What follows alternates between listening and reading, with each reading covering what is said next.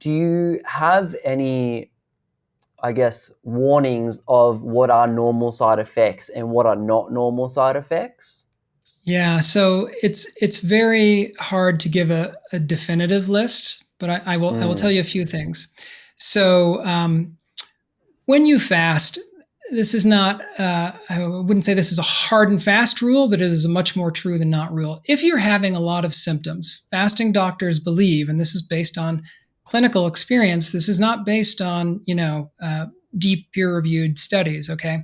But it's still valuable information. But they believe that the more side effects, the more symptoms that you have, it probably indicates the less healthy you are. Um, or you don't have a lot of weight to lose and you're pushing your limits of your fasting too much. But for most of us who have too much weight or plenty to lose or whatever, if you're having a lot of symptoms, it's typically, they believe, because you're going through some form of healing crisis. Your body is working to heal itself, and these are the side effects of it. Now, the fasting doctor's job is to figure out what's a perfectly fine side effect, just a normal healing crisis. Stick with it a couple days, you'll get through it, and what's something that signals danger, right? And for one person with their set of symptoms, I mean, excuse me, their particular medical history, what's perfectly safe for them, oh, that's you're just having a headache and nausea that's common, might be trouble for someone else.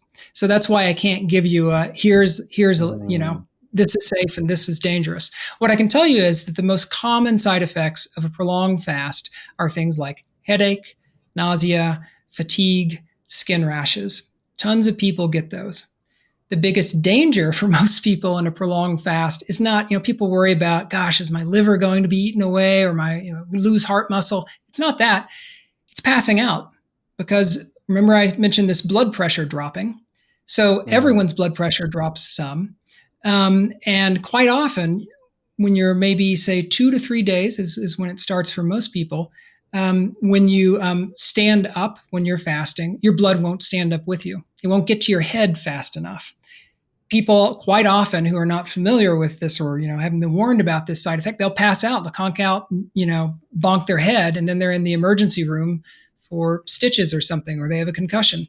So that's the biggest danger. There's a very simple way of addressing it. Fasting doctors say what you need to do before you arise when you're fasting is just pump your legs just up and down, up and down. That will get the blood flowing through your body, and then slowly stand up in stages, always aware that you will need to sit right back down if you start feeling faint or woozy.